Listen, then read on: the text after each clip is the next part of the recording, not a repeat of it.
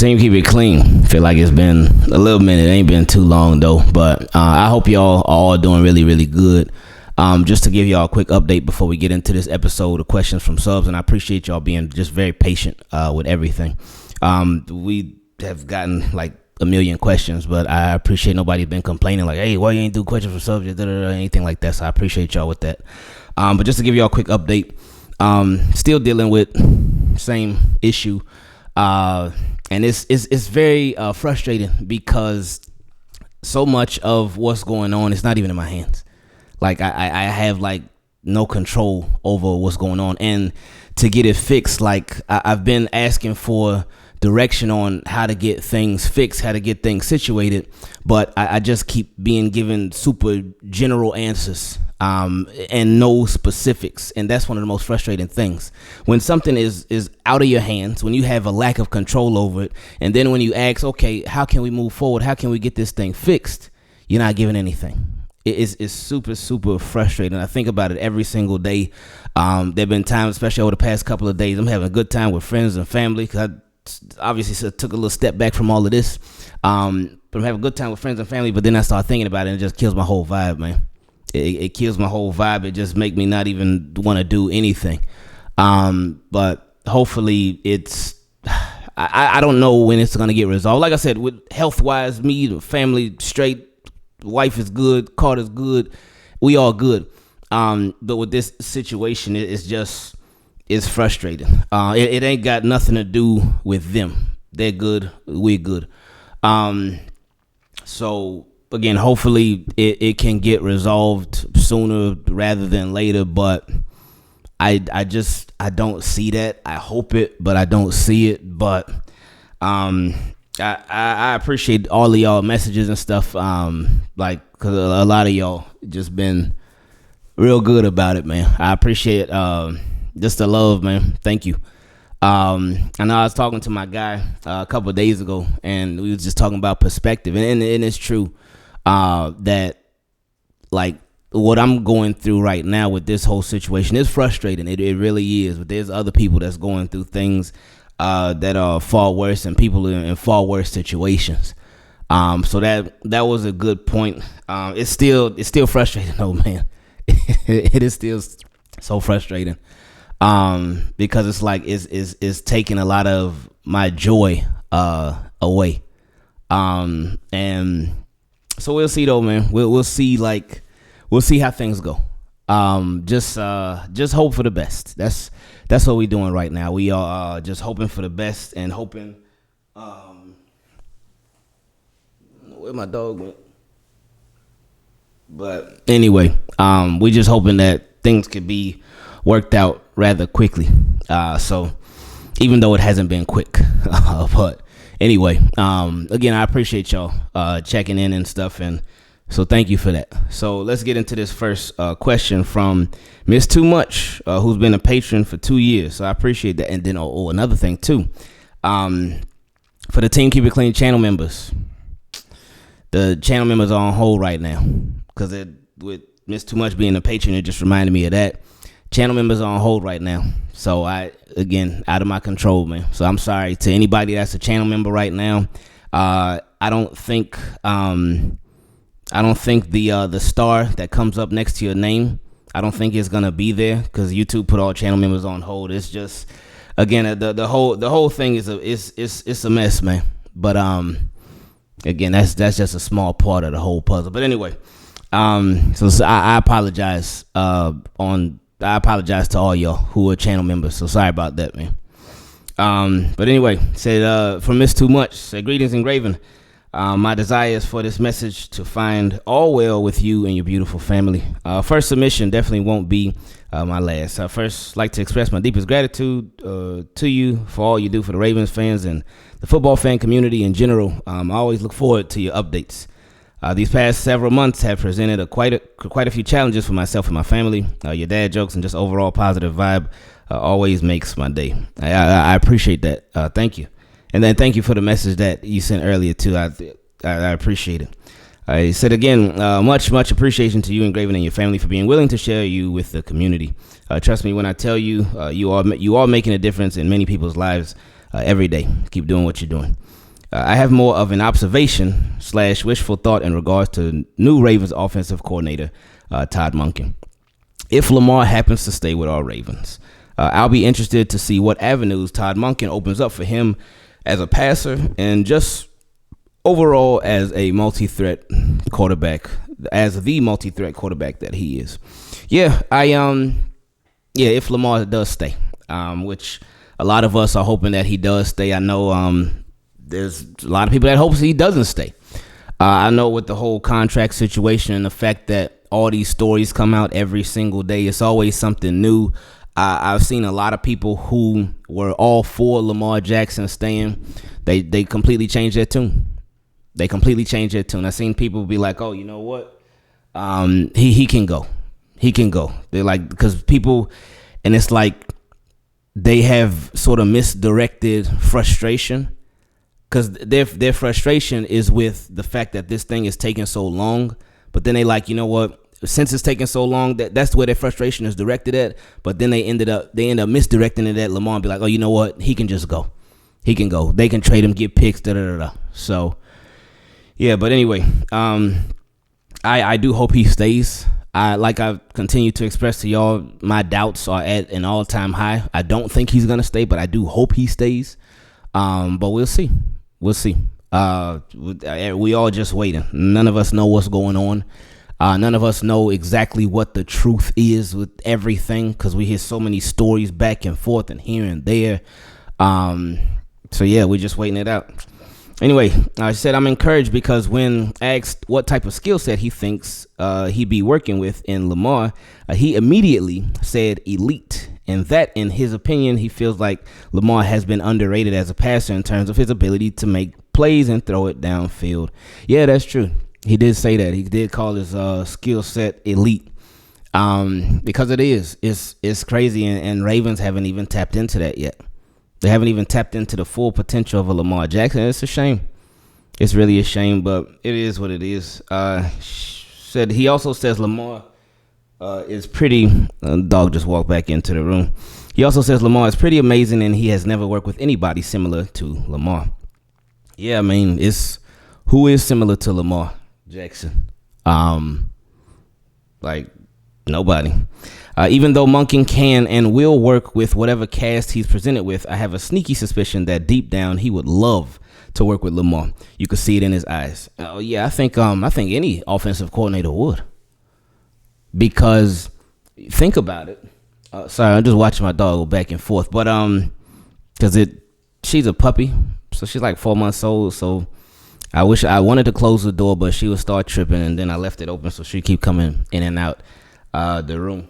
But anyway, I feel like with Lamar Jackson, he makes an offensive coordinator's job easier. He makes your job so much easier because he allows you to do so much more. And that's why it was frustrating with the Ravens because it's like they limited stuff.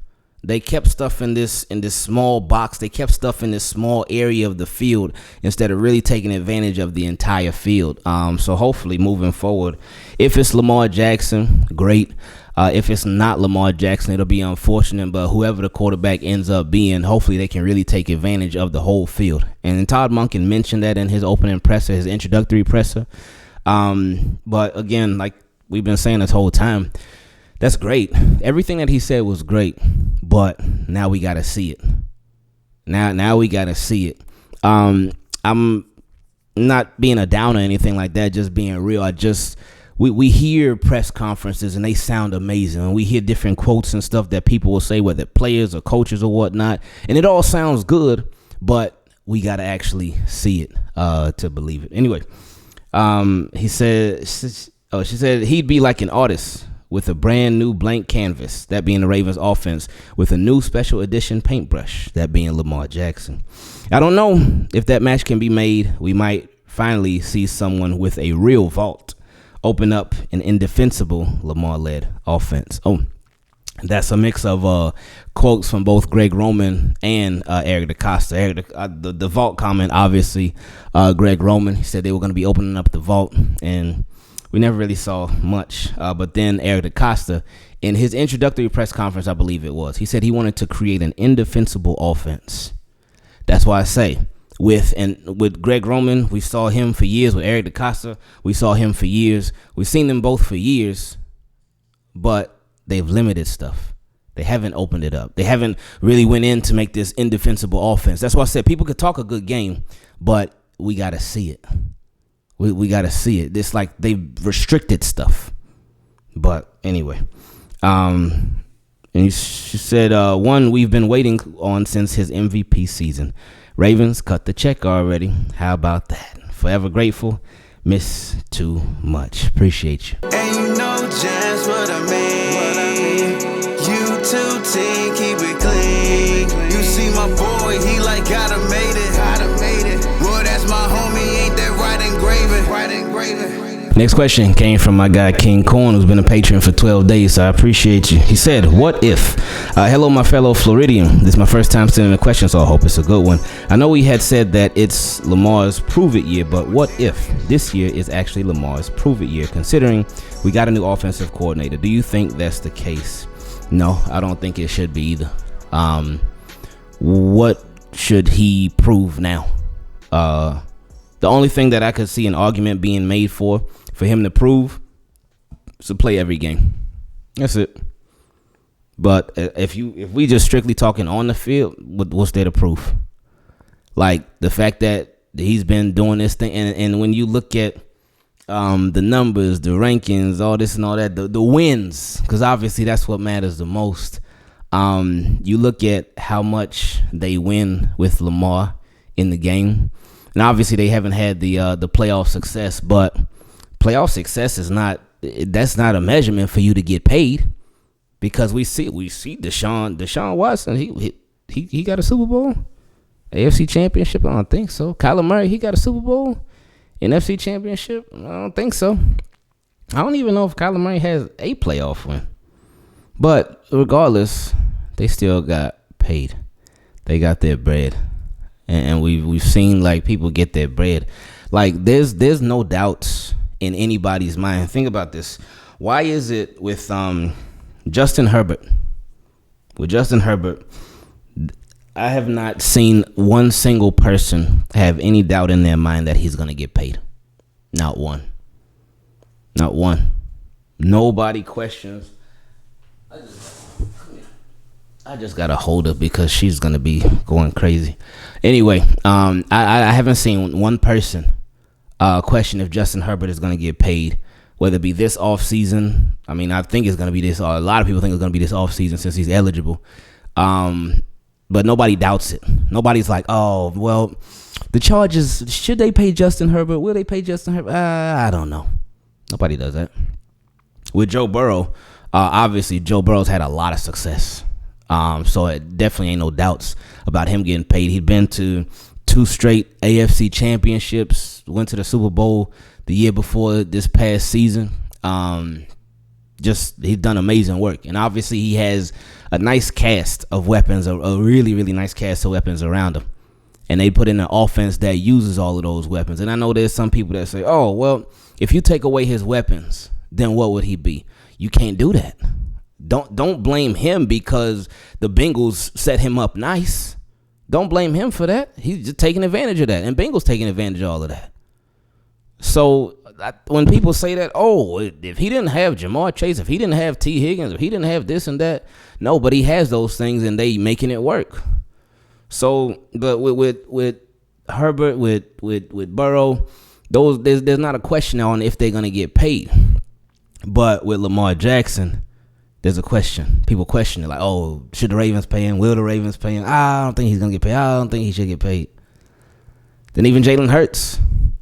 There's been a little bit of back and forth with him. I mean, most people are leaning more on the side of him getting ready to get paid. But with Lamar specifically, though.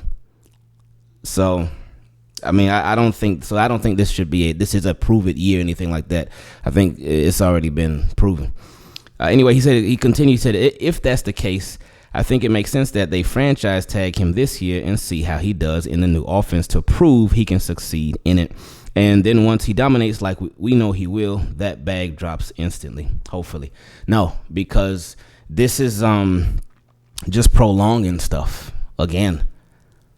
I like how my guy Jason, when we had him on from Huddle Up Films, he said that Lamar Jackson, he is not, I forgot the exact word that he used, but he said that he is, when it comes to offenses, he's not like, there's not an offense that is, like he can work in any offense. That's what he was saying. Lamar Jackson can work in any offense. He can do any offense. He can perform in any offense. So I don't think that, since they got Todd Monken, all right, Lamar got to prove it now. For what? No. Like things can only get better, especially if it's an offense that really opens stuff up. Things can only get better. So no, I don't think that this is a prove it year for him. Next question came from my guy Juan, and he'd been a patron for 5 months, so I appreciate it. He said, I'm extremely impressed with Todd. His confidence and his transparency answers every question, and you can tell he's honest. I'm confident in our team with whoever we choose at quarterback and wide receiver. Yeah, we'll see who they end up choosing. He said, with our coach saying that our identity is winning, yes, the Ravens are due for a Super Bowl. How excited are you, Ingraven? I'm just waiting. I'm waiting to see how it goes. And so I can't really get too high on anything right now. I'm not low on it, but I just can't get too high on it. I'm excited to see how things look, but I think with the uncertainty at the quarterback position right now, since we don't know what's going to happen there, that tempers my expectations. And then again, I'm just waiting to see. I'm just really waiting to see exactly what type of offense this is. But again, first that first domino has to fall in order for me to really get excited or whatnot, because we don't know what's happening with Lamar yet. Next questions came from my guy Kevin, who's been a patron for 2 months. So I appreciate you. He said, I think Lamar will be traded. It hurts to type, but I wouldn't give him a fully guaranteed contract. I have no problem paying good money for the best of the best. That's the problem. As much as he is, he's not the best. As much as he is, he's not the best. I would not make him the highest paid QB in NFL history. I don't care what the Browns did. This sucks for sure. So okay, because this was mixed at first. Because again, however you feel about Lamar, everybody got their own opinion. That's fine. It was like a swerve, because you said I think Lamar will be traded. It hurts to type. So when you put that part, I'm like, oh, okay. So I guess he's hoping that Lamar stays, but then I wouldn't give him a fully guaranteed contract. So, okay. So you're willing to pay him, but you're not willing to make him the highest paid, and you don't want all his money to be guaranteed. Okay. So I got no problem paying good money for the best of the best, but that's the problem. As much as he is, he's not the best. I would not make him the highest paid QB in NFL history. So with that's another tricky part. Regardless of how you feel, how I feel, how any of us feel, the market is the market. And the market is not about who the best is. The market is about who's up next. And if they're in elite company too, that plays a part. Think about this. Was Joe Flacco ever the best quarterback in the NFL? No. He was never the best quarterback in the NFL, ever. He did win a Super Bowl, so he was the most successful quarterback in the NFL that year, 2012 season, but he was never the best quarterback in the NFL, ever. And that's not a shot at Flacco. Flacco did his thing, obviously, Super Bowl champion, but Super Bowl MVP too. But he was never the best quarterback in the NFL, ever. But he got paid. He was the highest paid 2 times. The highest paid quarterback in the league on 2 separate occasions. And one of those occasions was after he tore his ACL. Because the season after that, that's when they reworked his contract. They reworked his contract, and he was the highest paid quarterback in the league for a small amount of time. Because I think right after he got his new contract, I think Drew Brees ended up getting a new contract and surpassing him. But Flacco was the highest paid quarterback twice. So, it's not about if you're the best. It's about if you are elite and if it's time for you to get paid. And he also said, this is bigger than Lamar. This is football players and contracts being guaranteed. We as Ravens fans are dead smack in the middle. Like you said, we don't know. I love you, bro. I love you too, man. And as far as you talking about the contract negotiations between Lamar Jackson and the Ravens being bigger than Lamar. This is football players and contracts being guaranteed. I agree. Lamar could because not even Deshaun Watson started this. Deshaun Watson got the biggest, but he didn't start this. Kirk Cousins started this. I know a lot of us forget about the cold Kirk Cousins, his contract being fully guaranteed with the Vikings. I think it was a 3-year, was it $84 million originally? I forgot what it was, but Kirk Cousins started this. Then Deshaun Watson, he upped everybody, up Kirk Cousins, up the whole NFL. And now Lamar Jackson, he's trying to get his too. So yeah, it's not just, it is bigger than Lamar Jackson because this could set a new precedent. That's what they trying to do. If Lamar wants fully guaranteed. Again, there have been stories about, the most recent one was from Stephen A. saying, Lamar's camp contacted him and they said that Lamar never asked for fully guaranteed. So, but maybe the guarantee that he asked for will hide in Deshaun Watson. We don't know. But like I keep saying, we just don't know. But anyway, he said, just know that I want to keep Lamar just at a good cap number. That's all. So, I mean, it's, I see what you're saying. But what's a good cap number for you that you will feel comfortable with? If he signs a long-term deal, depending on how they structure the deal, the cap number could be relatively low first 2 years, but then it just significantly get higher over time, like contracts usually do, unless it's a front-loaded contract. But I'm sure Ravens do more back-loaded contracts. They're not in the front-loaded stuff. So yeah, I mean, well, it's like with Lamar, you can't be cheap. You can't be cheap.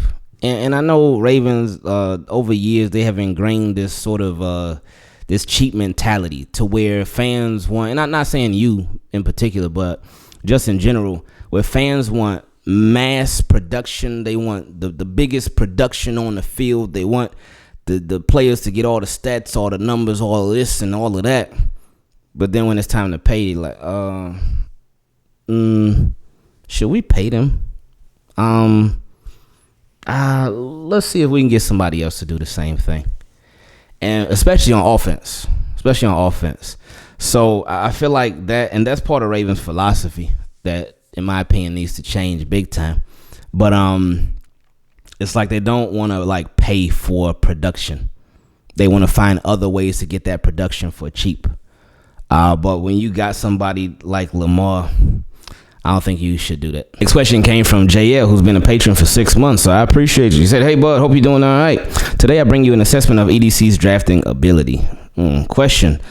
Is Eric DeCosta a GM you can depend on? That's a really, really good question. And when you talk about his drafting ability, his draft's been shaky. They've been real shaky overall. There's been some hits, been some miss. But again, I love how somebody, I forgot who it was, but the way that they told you to really assess Eric DeCosta's drafts, who is a player that's not replaceable that he's drafted? Anyway, let's continue. He said, "Hey, Ingraven, I've been seeing from Ravens fans the excitement of maybe getting a haul of picks for Lamar Jackson.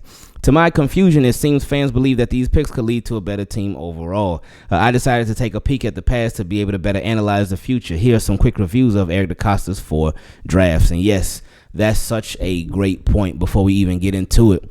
So many fans are like, all right, if we trade Lamar, we can get so many picks. But Eric DeCosta ain't been knocking it out the park when it comes to the draft. So that's something to think about. Like, yeah, you get a bunch of picks for Lamar Jackson, but what are those picks going to turn into? That's a scary part. Because it's like with Lamar, he ain't even scratched the surface yet. But you know what his floor is. But you ain't reached the ceiling yet. You ain't even come close to the ceiling yet, but his floor is already so good. So you willing to give that up? Anyway, He said 2019 was objectively rough and was an objectively rough first draft for Mr. DaCosta. Here are some notable misses. Round 1, Hollywood Brown. I don't think Hollywood was a miss. And he said Deebo Samuel, DK Metcalf, AJ Brown, they all, of course, got drafted after him. I don't think Hollywood was a miss. Those guys are obviously good receivers. Those other guys. But it just didn't work out. Hollywood was obviously a playmaker for the Ravens. Was their best receiver for all of them years. But again, we know about the offense. Sorry, she just keep walking in and out. Anyway, he said Jalen Ferguson when there was Max Crosby available. Justice Hill when there was Tony Pollard available. With Jalen Ferguson, I think it was more like there was just a lack of opportunity. And we never really got to see him. It sucks. Obviously, his situation off the football field, that's tough, man. I feel for him, his family, for whatever went wrong. It sucks, man. But I feel like we just never really got to consistently see him out there. It was always so much in front of him. But anyway, in Justice Hill, he said Tony Pollard was on the board. With Justice Hill, same thing too. Like, he got limited opportunities. We had Mark Ingram. We had Gus Edwards. Who else did we have? There's somebody that I'm missing. And obviously Lamar Jackson running a lot. So with Justice Hill, his opportunities were limited too. It's like, so I'm with that. It's like, he said 2020 was much better, and Eric was able to find himself a few diamonds in the rough: J.K. Dobbins, Matabike, and Devin Duvernay. 2021 was one of the least talent-filled drafts looking back. Eric DaCosta did his best filling holes in the team, and I'm fine with that. 2022 was nationally recognized as one of the best drafts by an NFL team. Eric did a great job early, and this is nitpicking, but in the 4th round and later, I think mistakes were made looking back. Round 4, Jordan Stout, when you had Romeo Doubs and Calvin Austin available. Round 4, Demarion Williams, Jalen Armour-Davis, when you had Tariq Woolen available. Now, with him, Tariq Woolen was a name that a lot of people has said even before the draft. But anyway, round 6, Tyler Beatty, when you had Isaiah Pacheco available. Super Bowl champ Isaiah. He said, now, of course, Eric DaCosta is not a bad GM by any means. In fact, I would put him top 10 in the league. And, of course, a fan's rebuttal could be, man, it's a draft. It's always a mixed bag no matter who's drafting. And I would agree. You never know how good or bad a player could really be. And dare I say, this is precisely why it's so important to keep Lamar Jackson. A sure thing over lottery tickets, a.k.a. draft picks. Because I believe Lamar Jackson is more valuable than 5 or 6 what-ifs. Thanks, Ing. Love you, man. Hey, this was great. And that last liner was everything. Because it's so true. I believe Lamar Jackson is more valuable than 5 or 6 what-ifs. Next question came from my guy, Lil Velli, who's been a patron for 2 months. He said, was it all worth it? Sorry for all that's going on in your world. We all here for you, bro. You've helped over 60,000 people battle with depression, cancer, suicide, bad days, and have those who feel alone and misunderstood and family in a place to call home when on your channel. As men, we are raised to be strong, but when we are alone, we cry and figure things out, bro. We're here with you every step of the way. If it's any way we can, don't let pride and being a man stop you, bro, because we all human. I appreciate this, man. I appreciate that a lot, man. So thank you for that, man. He said, now, with all the big moves made by Eric DaCosta since hired, we are currently on the verge of losing all but 2, Campbell and Roquan. Makes you think, right, those picks and players traded could have been developed. Young guys on lower salary and quality starters. What I'm getting at is, if you had to trade your Peters, Campbell, Roquan, Linderbaum, and Ngakoue for Lamar, would it be worth it? To risk the leader of the team when business was all done wrong after the MVP season, he should have been paid number 1, second Andrews, then your Stanleys, etc. But he threw around too much money at the side chicks instead of putting the ring on wifey. And now that the team they've had a severe heart attack and need help, they want wifey to cut her some slack. But wifey tired and them side chicks ain't around no more. So, is EDC the biggest GM bust of all time? Wow, that's a That's a powerful question right there. I wouldn't say he's the biggest GM bust, but this offseason, like he has so much to prove. He has so much that, like, it's such a big offseason. A lot has been squandered, wasted. But this offseason is so big, man. Because this offseason is really going to it's really going to put a lot on Front Street. If they can get it done, great. But then if you get it done, you still got more work to do, obviously. But if you can't get it done with Lamar and you trade him, like I said, I see that happening. Now that puts even bigger spotlight on you as a GM, even bigger spotlight on John Harbaugh as a coach if Lamar is gone. And it'll just be a blunder, man. It'll be one of the biggest blunders that ever happens. And we'll see, man. We don't know. But yeah, it's big for Eric DeCosta, man. It's big for him. I know there's been a lot of people who, and I mean, we just talked about it in the previous question with Eric DeCosta and the drafts and whatnot. There's been people who, if we sign Lamar, then we're not going to have money to sign anybody else. Well, one, that's a lie. They can still sign other people. But then two, it's like, all right, if you sign Lamar, yeah, that will be for a lot of money.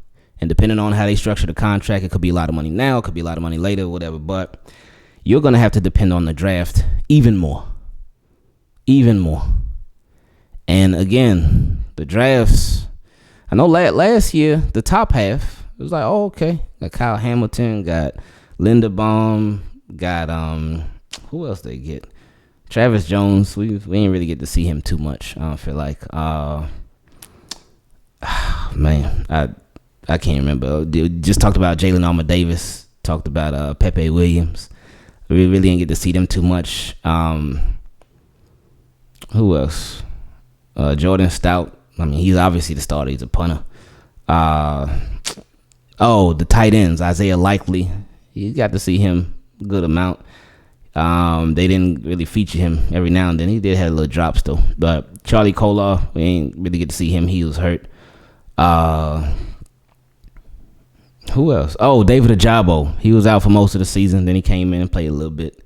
So we didn't really get to see him. He's more so a red shirt year. So he's more so for the future. But anyway, with Eric DeCosta, yeah, the drafts, if they do sign Lamar, well, if they do or don't, either way, the draft is obviously very important regardless, whether you keep Lamar or not. But so much pressure will be put on Eric DeCosta to get the draft right either way. Because if you keep Lamar, all right, you got to really focus on draft picks that much more because you'll have a little less money to spend. But if you don't keep Lamar, then you got a bunch of draft picks. You better hit on those. You wanted all these draft picks. You ain't want to sign Lamar. You couldn't sign Lamar, whatever. You getting all these draft picks for him. Now you got to hit on them. So what's it going to be?